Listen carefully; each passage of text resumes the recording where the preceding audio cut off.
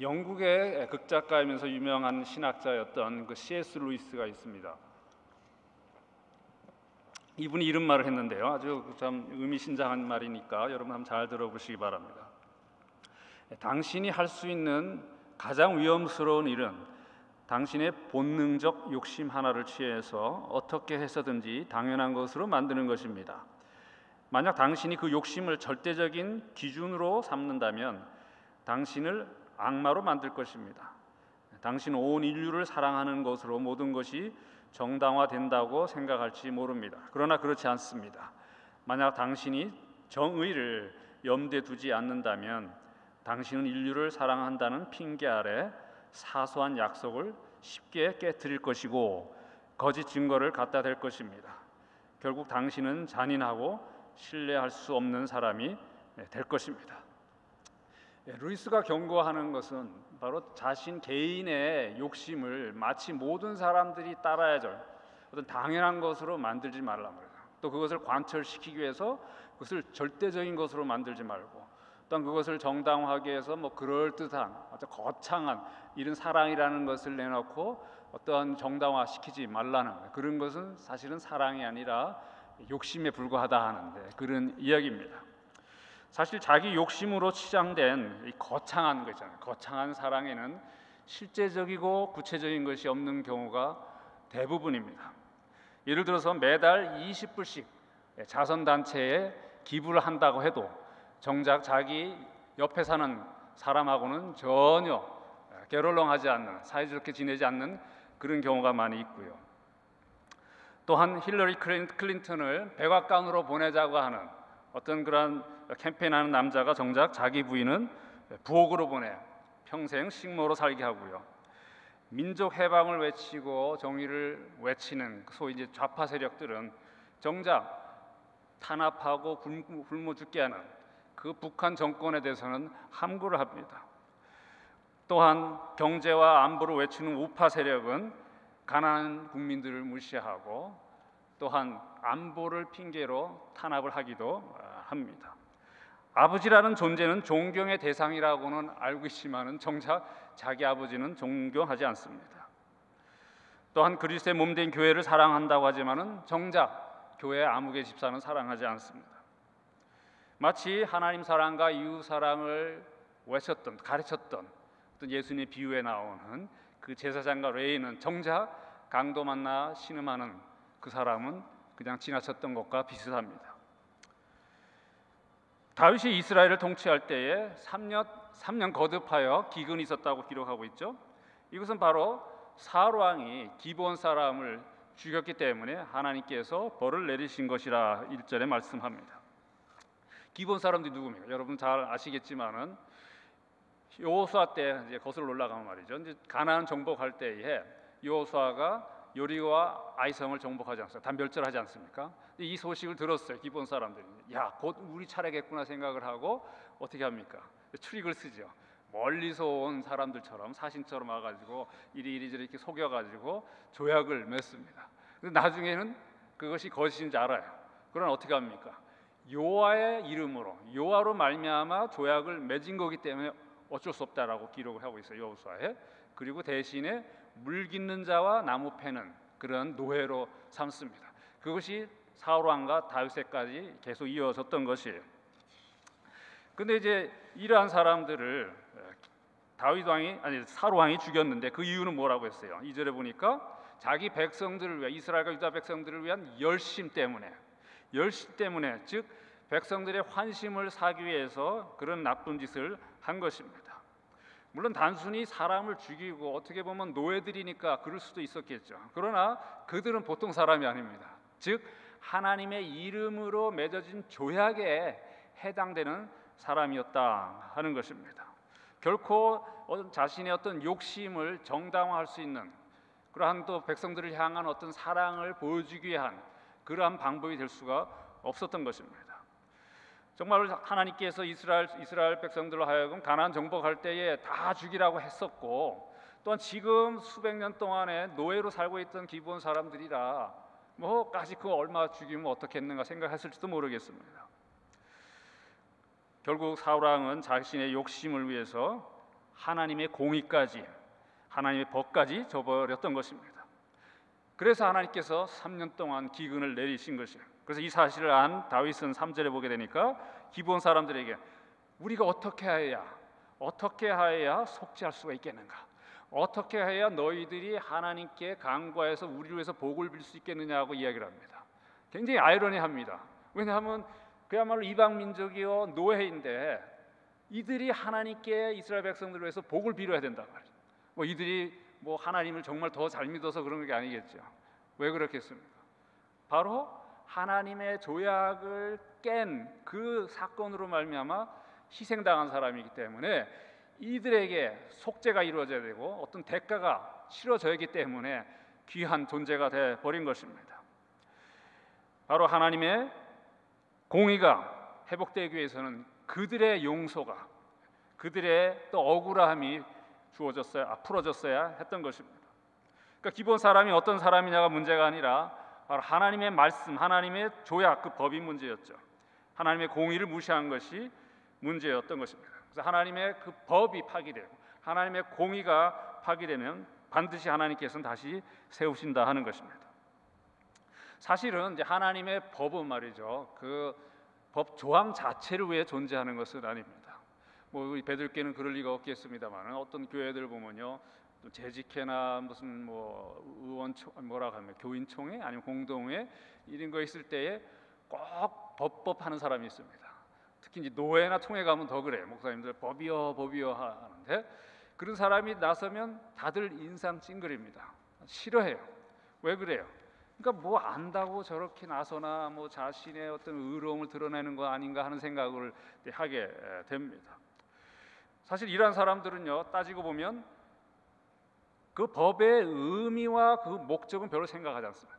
그러니까 자신이 법의 그 법 조항 자체를 어떻게 이해하느냐, 그 자기 이해가 맞다라는 것을 이제 보여주고 싶어하는 것이에요. 그러니까 법 조항은 이렇게 정말 어떤 사람 잡는 법이 된다 그런 이야기들 많이 하지 않습니까? 물론 법 조항이 필요 없다는 것은 아닙니다. 하나님의 말씀이 율법이 어떤 조약들이 그 법 조항이죠. 반드시 필요합니다. 그러나 그 의미와 그 목적이 상실되면 곤란하다 그 말이에요. 그 법은 법 자체로 위한 것이 아니라 반드시 그 의미와 목적이 있게 마련인 것입니다. 하나님의 법의 의미와 그 목적이 무엇이겠어요? 사실은 하나님 자신입니다. 하나님의 성품이에요. 그래서 그의 법은 하나님의 성품을 그대로 드러난 것입니다. 예를 들어서 하나님의 공의, 하나님의 사랑, 하나님의 불변하심, 또 하나님의 자비하심, 또 하나님의 일관성이든지 모든 전능하심, 이런 모든 것이 배어 있는 것이 그의 법입니다. 예를 들어서 바리새인들이 안식일에 관하여 예수님께 시험하여 묻지 않습니까? 그러나 예수님의 답은 뭐였어요? 안식일을 위해 사람이 있는 것이 아니라 사람을 위해 안식일이 있는 거다 그렇게 이야기했죠. 하나님의 법인데 그 법도 사실은 사람을 위해 있는 것이란 말이죠. 사람들이 그 법 조항을 위해 있는 것이 아니라고 말씀을 하셨습니다. 하나님의 이 성품 예를 들어서 하나님이 공의롭고 하나님의 이제 사랑, 그야말로 일관적입니다. 어떤 틀림이 없어요. 반드시 어떤 완벽하고 절대적입니다. 마찬가지로 하나님 말씀, 하나님의 법도 그런 것입니다. 예를 들어서 하나님께서 그 법에 있어서 이러이러한 고아들과 과부를 돌봐라 하는 말씀을 하셨어요. 그리고 다른 법에서는 어떤 제사장에 관한 또 왕에 대한 법이 있어요. 그런 것을 우리가 나눌 수가 있겠습니까? 그렇지 않죠. 반드시 완벽하고 일관적입니다. 이를테면 가난한 자들과 고아들을 위해 한 그 법은 하나님의 법이 아니고 또 왕과 제사장으로 거대한 그러한 것만 하나님의 법입니까? 그렇지 않습니까? 다 같이 하나님의 법 아니에요. 하나님의 법에서는 어떤 큰 법, 작은 법이 없다는 거예요. 아주 작은 것이라도 그것을 어길 수가 없다는 것입니다. 기본 사람들은 분명히 하찮은 이방 민족이었어요. 그러나 하나님의 이름으로 정한 조약이 하찮은 사람들에 관한 조약이라 할지라도 그 조약은 반드시 지켜야만 하는 그런 법이었다 하는 것입니다. 만약에 그 법을 우습게 봤다가는 사실은 하나님을 우습게 본 것이요, 하나님은 일관적이 아니라는 그런 의미도 되는 것입니다. 사실 사울 왕이 그 조약의 존재를 몰랐을 리 없죠. 그리고 조약이 하나님의 이름으로 맺어진 것이라는 것을 몰랐을 수도 없습니다. 그럼에도 불구하고 조약을 파기했어. 왜요? 바로 자기 욕심 때문에. 욕심이 이렇게 무섭습니다. 결국 그 욕심 때문에 하나님을 대항하게 된 것입니다. 다윗은 칼자루를 쥔 기본 사람들에게 어떻게 하면 속죄가 되겠느냐라고 물었을 때에 기본 사람들은 그러면 그 사람의 자손, 사울왕의 자손 7을 내줘라. 우리가 그들을 목매어 죽이겠다라고 이야기를 합니다. 결국 하나님 앞에 목매어 죽입니다. 하나님 앞에 목매어 죽였다는 것은 바로 하나님의 공의를 세웠다는 뜻이겠죠. 일종의 속죄였습니다. 그런데 흥미롭게도 7명이 매달려 죽었는데도 완전한 속죄가 이루어지지 않았습니다. 본문을 보게 되면 이 가뭄이 그치질 않았어요. 이때 바로 사울 왕의 첩이었던 리스바가 등장을 합니다. 그 죽은 7명 사울의 후손 가운데 아들들이 리스바를 통해 난 두 아들들이 있었다 그 말이에요. 그러니까 어머니로서 얼마나 괴롭겠습니까? 자기 아들이 잘못한 것도 아니고 자기 남편이 잘못한 건데 자기 아들이 그냥 죽은 거예요. 근데 이 리스바가 본문을 보게 되니까 굵은 베옷을 바에 펴고 시체 옆에서 낮에 새를 쫓고 밤에 들짐승을 쫓았다고 이야기를 합니다. 그리고 또 뭐라고 합니까? 곡식배기 시작할 때, 즉 그 보리를 추수할 때부터 그 다음은 뭐라고 합니까? 비가 쏟아질 때까지라고 이야기합니다. 이 말은 뭐냐면 이 보리를 추수할 어떤 5월부터 그 다음에 우기인 9월이나 10월까지 이 여인이 그렇게 했다는 것입니다. 근데 또 다른 주석을 보면 또 다르게 주석을 해요. 어떻게 하냐면 사실은 리스바가 4-5개월 동안 아들 시체도 놓고 그렇게 했을 리가 없다는 생각이 들어요. 누가 밥을 갖다 줍니까? 그래서 낮에 그 새를 쫓고 밤에 들숨을 쫓으면 계속 있어야 되는데 24시간. 그래서 무슨 뜻이겠는가 어떤 해석을 보니까 14절에 보게 되니까 하나님께서 결국 기도를 들어주시고 비를 내려주십니다. 그러니까 리스바는 하나님이 비를 내려주실 때까지 일을 하겠다는 그런 뜻이었어요. 무슨 뜻입니까? 자기 아들들은 무고하게 죽은 겁니다. 그러나 그것이 하나님의 공의에 의한 벌이라는 것을 깨달은 겁니다.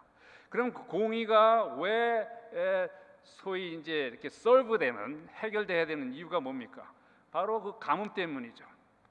그러면 결국은 자기 아들들은 가뭄을 해결하기 위해서 바쳐진 속죄 제물이었다고 말이죠. 그렇기 때문에 반드시 비가 와야만 되는 거예요. 비가 와야지 자기 아들의 그런 죽음이 헛되게 되지 않는다 그 말이죠.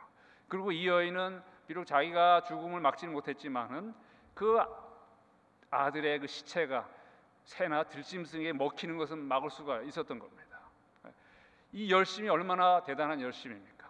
근데 이 열심이 사울 왕의 열심과 대조가 돼요. 사울 왕도 열심이 있었어요. 그러나 정말 정반대 열심이었죠. 사울 왕은 자신의 욕심을 위한 열심이었고 또 리스바는 그야말로 하나님의 공의를 위한 열심이요 아들을 향한 사랑에 의한 열심이었던 겁니다. 이 사실이 보고가 되죠. 다윗이 그걸 듣습니다. 깨달은 바가 있어요. 그래서 바로 한 것이 뭐냐면 사울 왕의 시체와 그 다음에 요나단의 시체를 가져옵니다. 그 본문에도 나왔지만은 그 길리앗 사람들을 통해서 가져옵니다.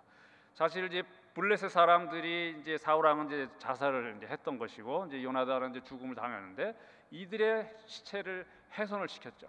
그리고 성벽에다가 못을 쳐서 박았습니다. 그러나 이 사람들이 이제 길리앗 사람들이 가졌다가 에셀 나무 밑에다가 장사를 지냈습니다. 사무엘상 31장에 그렇게 나왔는데요. 사실은 이건 합당치 않은 것이었다 그 말이죠. 깨달은 바가 있어서 다윗이 리스바를 통해서 결국은 요나단과 사울의 시체를 가져다가 그 죽은 또 7명과 함께 그 사울 왕의 아버지 기스 가정묘에 안장을 시킵니다. 그때 비로소 가뭄이 그치고 하나님께서 비를 내리셨던 것입니다. 참 놀랍지 않습니까? 이런 사건을 통해서 우리가 깨달을 수 있는 것은 하나님은 정말 굉장히 세밀하신 분이구나 하는 생각을 하게 됩니다. 어떻게 보면 뭐 시시한 일까지 간섭하시나 그렇게 생각이 들 겁니다. 어쩌면 이렇게 뭐 소심한 분 같기도 하고 그러나 그렇지 않아요. 하나님이 이렇게 세밀하신 이유는 뭐냐면 그의 성품과 그 자신과 그의 법은 완전히 일치하기 때문입니다. 하나님의 법에 작은 것이라도 무시당하거나 파기될 수가 없다 그 말입니다. 시시한 것 같지만 그것이 하나님의 법이라면 하나님의 생명을 걸고라 할까요? 하나님 자신의 이름을 걸고라도 반드시 그것은 회복되어야 했다 하는 것입니다. 야고보서 2장 10절에 보게 되면 누구든지 온 율법을 지키다가 그 하나를 범하면 모두 범한 자가 되나니라고 말씀을 해요. 아무리 거창한 하나님의 법을 정말 크게 영광 돌리면서 지켰다 할지라도 정말 하나님 말씀의 한 구석에 정말 이웃과 사이좋게 지내라는 그 말씀을 만약 파기한다면 모든 법을 범하게 된 것이라는 말씀을 분명히 하고 있어요. 우리는 비록 사울 왕처럼 사악하고 또 교만하고 무슨 범죄를 저지른 사람들은 아닙니다. 그러나 혹시 우리도 말이죠, 우리 욕심을 관철시키기 위해서 하나님의 말씀을 왜곡시키지 않았는가? 정말 완전히 완벽하게 일관적인 하나님의 말씀을 우리가 이렇게 구분하지는 않았는가? 한번 생각해 볼 필요가 있습니다. 또 우리의 행한 일을 정당화시키기 위해서 다른 사람을 해하거나 또 다른 사람을 이용하지 않았는가 반성할 필요가 있습니다. 우리 눈에 사소하고 하찮게 보여도 하나님의 말씀은 그렇지 않아요. 하나님의 말씀이 하라 하면 해야 되는 것이고 하지 말라 하면 하지 말아야 하는 것입니다. 만약에 내 욕심을 따라서 하나님의 말씀에 반한 그것을 관철시켰다면 사실은 뭔가 자기가 성취를 했다 하는 기분은 또 만족은 생길지 모르지만은 그것이 사실은 하나님과 대응했던 대적하는 것이라는 것을 잊어서는 아니 됩니다. 야고보서 4장 11절 12절에 이렇게 말씀해요. 형제들아 서로 비방하지 말라. 형제를 비방하는 자나 형제를 판단하는 자는 곧 율법을 비방하고 율법을 판단하는 것이라. 네가 만일 율법을 판단하면 율법의 준행자가 아니요 재판관이로다. 입법자와 재판관은 오직 한 분이시니 능히 구원하기도 하시며 멸하기도 하시느니라. 너는 누구이기에 이웃을 판단하느냐라고 이야기합니다. 작은 일이에요. 판단할 수도 있겠죠, 형제를. 그렇죠? 왜 쟤는 왜 저래? 비방할 수도 있겠죠. 근데 하나님 말씀 뭐라 하냐면 너는 입법자가 아니라 왜 법을 새로 만드냐 말이죠. 너는 또 재판관이 아니란 말이죠. 너는 그냥 하나님의 말씀에 그냥 따르는 준행자에 불과하다라고 이야기를 하고 있습니다. 그리고 이어서 또 15절에 또 뭐라고 말씀합니까? 너희가 도리어 말하기를 주의 뜻이면 우리가 살기도 하고 이것이나 저것을 할 것이거늘. 그냥 주의 뜻대로 살 것뿐이지 너가 너 욕심을 위해서 아니면 네 판단에 따라서 새로운 법을 만들지 말라 그 말. 우리가 어떠한 내가 원하는 것을 관철시키려 할 때에 모든 것을 매니플레이트 할 겁니다. 내 주변을. 심지어 하나님의 말씀에 이렇게 하지 말라는 것을 어느 정도는 알고 있는데도 그거는 별 큰 문제가 아닐 거야. 그건 중요한 말씀이 아닐 거야. 내 생각이 더 맞을 거야 하면서 어떻게 해서든지 관철시키면서 내 욕심대로 하고자 할 겁니다. 그 결과가 어떻습니까? 말씀대로 보자면 자기가 하나님이 된 거예요. 자기가 새로운 법을 말씀을 기록한 것이라는 것을 우리가 잊어서는 아니 됩니다. 우리 모두에게는 꿈, 소망, 소원, 욕망 다 있어요. 이런 것은 나쁜 거 아닙니다. 극히 자연스러운 거죠. 그러나 이것을 반드시 이루어야 되겠다 생각을 하고 또 반드시 이루기 위해서 사람들을 이용을 하고 또한 하나님 말씀을 왜곡하는 이것은 자연스러운 것이 아닙니다. 좀 어마어마한 거예요. 하나님을 대적하는 것입니다. 이런 우스갯소리가 있어요. 아주 이제 대학에 엄격한 교수님이 있었는데요. 이 교수는 이제 마지막 파이널 페이퍼라고 하죠. 과제물을 이제 제출하라 할 때 며칠 몇 시까지 제출하라. 자기 메일박스 넣으라고. 그럼 그 시간에 딱 자기가 지킵니다. 딱 시간을 재가지고 땡 하면 그 과제물을 이제 가지고 가는데 교수. 그날도 그랬어요. 딱 가져가서 자기 때 연구실에 놓고 이제 쭉 읽습니다. 한 10분 15분 지났는데 누가 똑똑똑똑 하는 거예요. 다 알죠. 어떤 놈이 왔구나. 들어와. 그래 들어왔습니다. 쳐다보지도 않아요. 계속 읽습니다. 이 학생은 난 죽었구나. 이제 이거 F 맞으면 졸업도 못 하는데 가만히 서 있습니다. 이제 약간 이렇게 눈을 이렇게 지켜보니까 바로 이제 페이퍼를 들고 있어요. 아, 저놈도 늦게 가져왔구나. 모른 척합니다. 그래서 한 10분이나 15분 지났어요. 이 학생이 교수님 제 이름을 아십니까? 하더니 내가 자네 이름을 어떻게 아나? 내가 200명이나 되는 학생, 난 관심 없네라고 계속 있습니다. 근데 이 학생이 갑자기 앞으로 빠른 검으로 싹 하더니 그 쌓인 그 과제물 사이에다 자기 과제물을 넣고 확 흩트리고 확 도망간 거예요.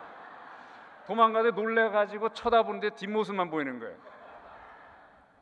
어떤 페이퍼지 찾을 수도 없고 얼굴도 모르지 이름도 모르지 애플을 줘야 되는데 줄 수 있는 방법이 없는 거예요. 그러니까 디테일을 모르면 이런 꼴 당하는 겁니다. 이 작은 게 굉장히 중요한 거예요. 근데 여러분, 제가 묻겠어요. 이 교수가 그 학생에게 애플을 줄 수 있는 방법이 딱 하나 있어요.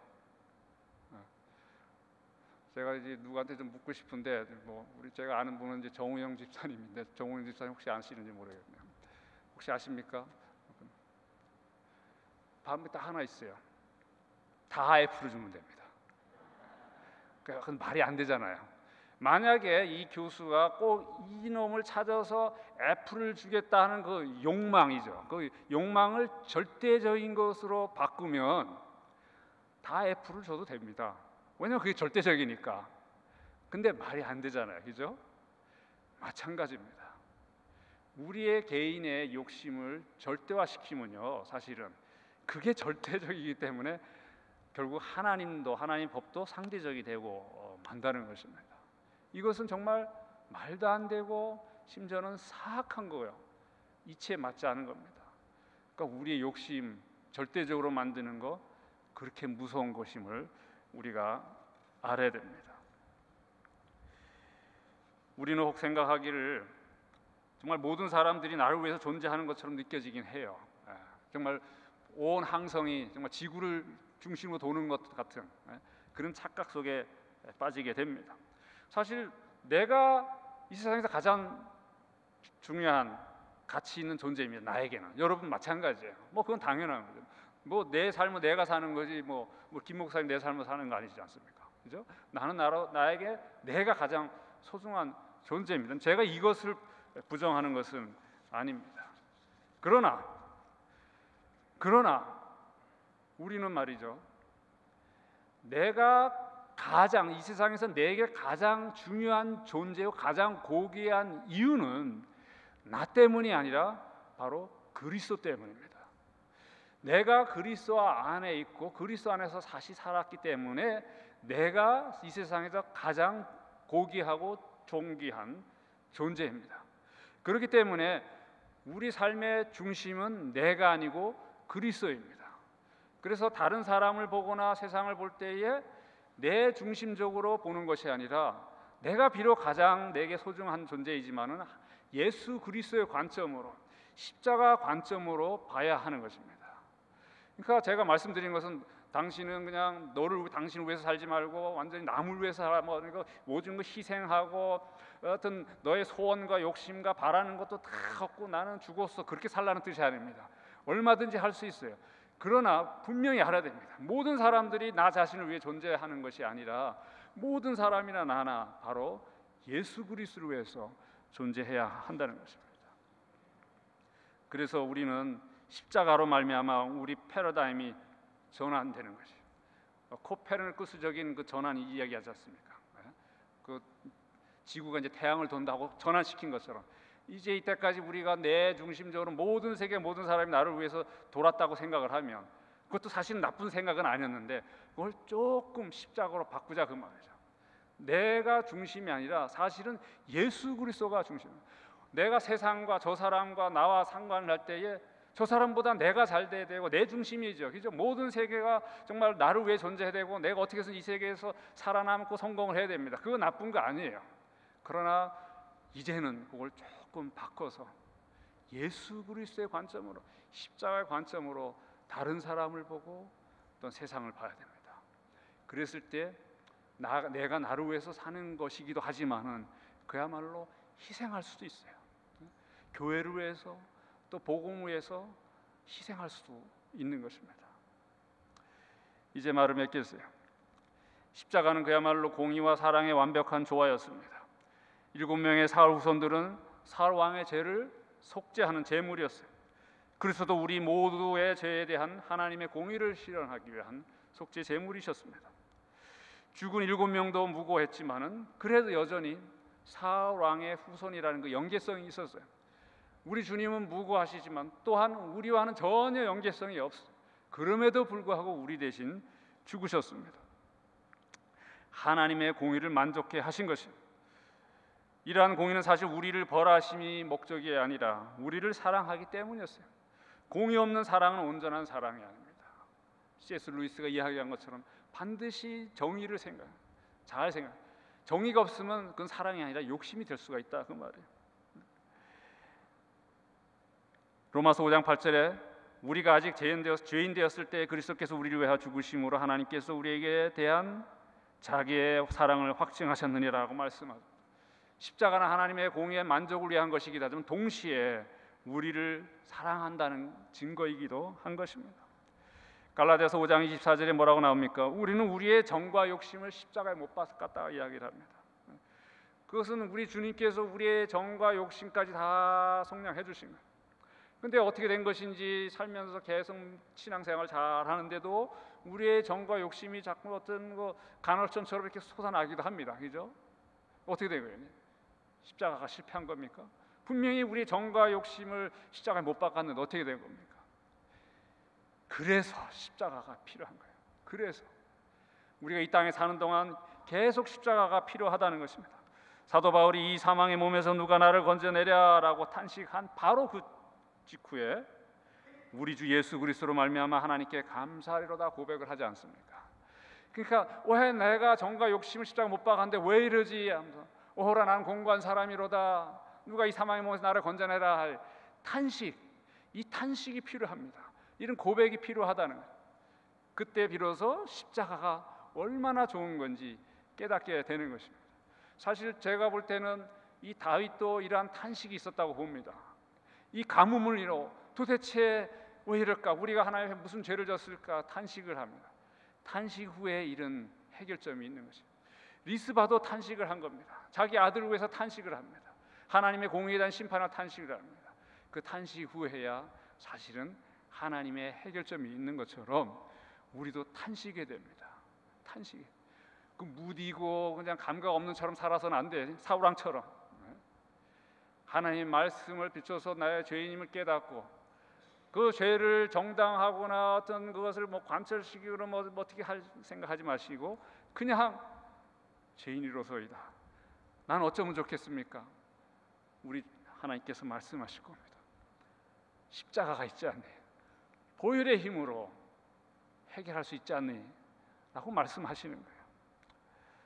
아무쪼록 저와 여러분들, 우리 베들교 성도 여러분들, 우리 자신을 정말 십자가에 떠 맡깁시다. 그리고 늘 우리 몸을 복종시키면서 내가 정말 이거 내 욕심을 위해서 사는 것이 아닌가, 아니면 내가 그리스도 안에서 사는 것인가 잘 판단하고 정말 야고보의 말씀처럼 주의 뜻이면 우리가 살기도 하고 이것이나 저것을 하리라 하는 이런 정말 순종의 자세, 낮아진 자세로 살아야 할 것입니다. 그리하여 정말 우리의 욕심이 아니라 하나님의 뜻을 이루는 저와 여러분 되기를 주의 이름으로 간구드립니다. 기도하시겠습니다. 하나님, 우리의 죄성으로 인해서 우리는 너무나 자주 우리의 욕심이나 우리의 바라는 이러한 것을 반드시 이루고자 하며 또 모든 세계가 모든 사람들이 이 일을 위해서 존재하는 것처럼 만들려고 합니다. 하나님, 우리에게 믿음을 더하시고 지혜를 더하시고 또 겸손케 하여 주시옵기를 원합니다. 우리는 입법자도 아니요 재판관도 아닙니다. 우리는 하나님의 말씀에 준행한 자입니다. 작은 법이라 할지라도 작은 내용이라 할지라도 정말 순종하며 살기를 원합니다. 하나님의 뜻이면 우리가 행하고 이것도 하고 저것도 하는 그야말로 하나님의 손에 이끌려 사는 귀한 하나님의 백성들 삼아 주시옵소서. 그래야 이 땅에 사는 동안 정말 하나님을 영화롭게 하고 십자가를 높이며 사는 귀한 베들교 성도들 삼아 주시옵소서. 예수 그리스도 이름으로 기도합니다. 아멘.